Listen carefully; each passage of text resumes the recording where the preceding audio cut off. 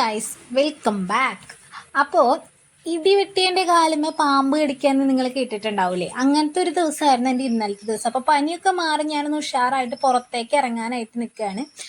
പുറത്തേക്ക് ഇറങ്ങേണ്ട ഒരു ആവശ്യമുണ്ട്. ഒന്ന് വീട്ടിൽ പോയിട്ട് അമ്മേനെയും കൊണ്ടൊന്ന് ബാങ്കിൽ പോകണം. കുറച്ച് കാര്യങ്ങളുണ്ട്, ബാങ്കിൽ സൈൻ ചെയ്യുക, അങ്ങനത്തെ കുറച്ച് പ്രൊസീജിയർ ഉണ്ട്. അപ്പോൾ ഇവിടെ ആണെങ്കിൽ പാലയ്ക്ക് റോഡ് പണി നടക്കണതാണ്, ബസ്സുകളൊന്നും മര്യാദയ്ക്ക് ഓടുന്നില്ല. വരുന്ന ബസ്സുകളാണെങ്കിൽ വേറെ വഴി. അപ്പോൾ എൻ്റെ വീടിനോടേക്ക് പോകാൻ എനിക്ക് ഓട്ടോയ്ക്ക് പോലെ മാത്രമാണ് നടക്കുന്ന ഒരു കാര്യം. അപ്പോൾ നിധിയേൻ്റെ അച്ഛൻ്റെ വണ്ടി കംപ്ലൈൻ്റ് ആയ കാരണം വേറെ ഓട്ടോ വിളിച്ച് ഞാൻ അങ്ങോട്ട് പോയി. അവിടെ എത്തി അമ്മേനെയും കൂട്ടിയിട്ട് ഞാൻ വീട്ടിൽ ചെന്നിട്ട് അമ്മേനെയും കൂട്ടി ഞാൻ ബാങ്കിലോട്ട് പോയി. ബാങ്കിൽ ചെന്ന് കാര്യങ്ങളൊക്കെ കഴിഞ്ഞ് ഞാൻ അമ്മേനെ തിരിച്ച് വീട്ടിൽ വിട്ടു. അപ്പോൾ അമ്മ എന്നോട് ചോദിച്ച്, മോൾക്ക് പൈസ വേണോ പോകാനായിട്ട്? ഞാൻ എൻ്റെ കയ്യിലുണ്ട്, അമ്മ പൊക്കോ. എന്നിട്ട് അമ്മേനെ തള്ളി വിട്ടു. അവിടെയാണ് എനിക്ക് ഇടി വെട്ടണ തലയിൽ. അങ്ങനെ ഞാൻ നോക്കുമ്പോൾ എൻ്റെ കയ്യിൽ 20 രൂപയുള്ളൂ. അപ്പം ഞാൻ ചോദിച്ചു, അതിനിപ്പോൾ എന്താ, വെങ്ങശ്ശേരിന്ന് ശാസ്താംകോളം വരെ ഞാൻ നടക്കും, 2 കാല് ദൈവം തന്നിട്ടില്ലേ, നടക്കാൻ നമ്മൾ വണ്ടേ മിടുക്കത്തിയാണ്. അപ്പം ഞാൻ നടക്കാമെന്ന് ചോദിച്ചു. ഒരു 3-4 കിലോമീറ്റർ എന്തായാലും ഉണ്ട്. അങ്ങനെ നടത്തം ആരംഭിച്ച് കോടന്നൂർ സെൻറ്ററിൽ തന്നെ മുമ്പ് 2-3 കടകളുണ്ടാവും. അവിടെ ഒന്നും എനിക്ക് ജ്യൂസ് കുടിക്കാൻ കയറാൻ തോന്നിയില്ല. നല്ല വെയിലും ഉണ്ട് കേട്ടോ. അങ്ങനെ സെൻറ്ററിലെത്തി ജ്യൂസ് കുടിക്കാനായിട്ട് ഞാൻ കയറി. ആ ജ്യൂസ് കുടിക്കാൻ നേരത്തെ കറക്റ്റ് എൻ്റെ അനിയൻ വന്നു. അവൻ്റെ തൊണ്ടഭാഗ്യം, അല്ലാണ്ട് ഇപ്പം എന്തെന്നാ പറയുക, ആ ജ്യൂസ് അവൻ കൊണ്ടുപോയി. അവനെയും പറഞ്ഞ കാര്യം അവനും തിരിച്ചങ്ങോട്ട് വീട്ടിലോട്ട് നടന്ന് തന്നെ പോകണം, ബസ്സില്ലാത്ത കാരണം. അങ്ങനെ ഞാൻ വീണ്ടും തിരിച്ച് ചേട്ടൻ്റെ വീട്ടിലേക്ക്, അവൻ അങ്ങോട്ടും പോയി, ഞാൻ ചേട്ടൻ്റെ വീട്ടിലേക്കും പോയിക്കൊണ്ടിരിക്കുകയാണ്. അപ്പം ഞാൻ ചോദിച്ചു, എന്തായാലും ഇപ്പം നടക്കുകയല്ല, അതൊരു വ്ളോഗായിട്ട് ഇടാം. അപ്പോൾ 2-3 ദിവസമായിട്ട് വീഡിയോ ഒന്നും ഇല്ലല്ലോ, അപ്പോൾ വീഡിയോ ആയിട്ട് ഇടാമെന്ന് വെച്ചിട്ട് ഫോൺ നോക്കുമ്പോൾ ഫോൺ കാണാനില്ല. എൻ്റെ ഫോൺ എവിടെ പോയി? എനിക്ക് ആകെ ടെൻഷനായി. എവിടെ പോയി ഫോൺ?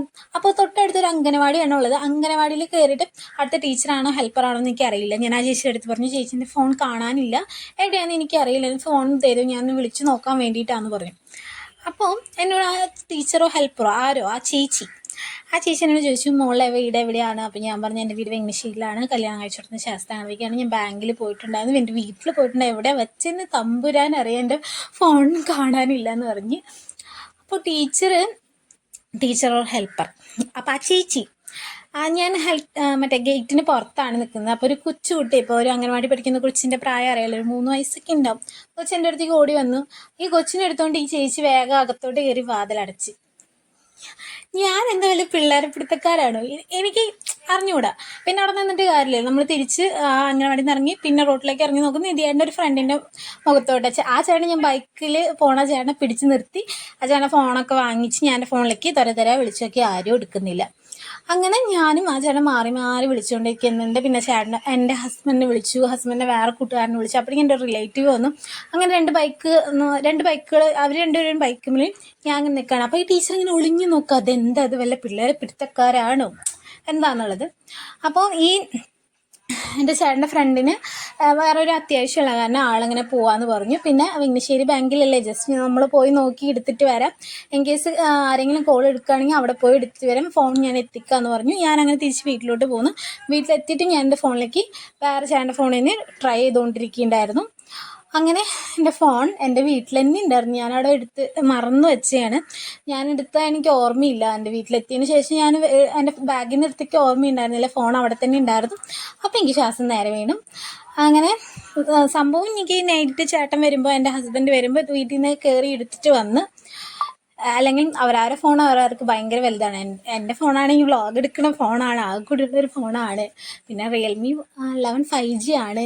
പിന്നെ എന്നെ സംബന്ധിച്ചോളം ആ ഫോൺ എനിക്ക് നല്ല കംഫർട്ടബിളാണ് കേട്ടോ. എനിക്ക് വ്ളോഗ് എടുക്കാനായാലും എല്ലാം കൊണ്ട് എനിക്ക് ഭയങ്കര കംഫർട്ടബിളാണ്. അങ്ങനെ ഫോൺ തിരിച്ചു കിട്ടി. ഞാൻ ആ സമയത്ത് എടുത്തെടുത്ത് ടെൻഷൻ, അതൊരു 1.5 ടെൻഷനായിപ്പോയി. അങ്ങനെയാണ് എൻ്റെ തലയിൽ ഇങ്ങനൊരു അബദ്ധം പറ്റിയത്. ഇത്രയും ദൂരം നടന്നു വന്നിട്ട് ഫോൺ തിരിച്ച് ഇല്ല എന്ന് പറയുന്ന ഒരു നിമിഷം, വൺ ടെസ്റ്റും 1 ടെൻഷനായിരുന്നു. അംഗനവാടിത്തെ ടീച്ചർ ഒരു ഹെൽപ്പറിൻ്റെ അടുത്താണ്. ഒരാളുടെ ഹെൽപ്പിംഗ് മെൻറ്റാലിറ്റി എന്ന് പറയുന്ന സാധനം ഉണ്ടാവില്ല. ഒരാൾ ഹെൽപ്പ് ചോദിച്ചു വരുമ്പോൾ മിനിമം ഒരു ഹെൽപ്പ് ചെയ്യേണ്ട ഒരു മെൻറ്റാലിറ്റി ഉണ്ടാവില്ലേ? നമ്മുടെ കൊച്ചു മക്കളെ അടുത്താണ് നിങ്ങൾ വർക്ക് ചെയ്യുന്നത്. അപ്പോൾ ഇപ്പോഴത്തെ മക്കൾ എന്ത് നല്ലതായാലും ചീത്തയായാലും പെട്ടെന്ന് ക്യാച്ച് ചെയ്യുന്ന മക്കളാണ്. അപ്പോൾ അവരെ മുന്നിൽ വെച്ച് ഇങ്ങനെയൊക്കെ കാണിക്കുമ്പോൾ അവർ പെട്ടെന്ന് ക്യാച്ച് ചെയ്യാൻ ചാൻസ് ഉണ്ട്. വാട്ട് എവർ ഇറ്റ് ഈസ്, ഞാൻ അവരെ കുറ്റം പറയില്ല. കാരണം ഇപ്പോഴത്തെ സാഹചര്യം എങ്ങനെയാണ്, പലരും പല രീതിയിലാണ് പിള്ളേരെ ഭയപ്പെടുത്താനും ആക്രമിക്കാനും പിടിച്ചുകൊണ്ട് പോകാനൊക്കെ വരുന്നത്. അതുകൊണ്ടായിരിക്കും മേ ബി അവരങ്ങനെ ചിന്തിച്ചതുകൊണ്ടായിരിക്കും. എന്നാലും എന്നെ പിള്ളേരെ പിടുത്തക്കാരുടെ ഒരു ഇതൊക്കെ ഉണ്ടോ, ഒരു ചായയൊക്കെ ഉണ്ടോ എനിക്കറിയില്ല. സംഭവം അങ്ങനെ ഉണ്ടായി. എന്തായാലും അപ്പം എത്രയുള്ള വീഡിയോ നെക്സ്റ്റ് വീഡിയോ കാണാം.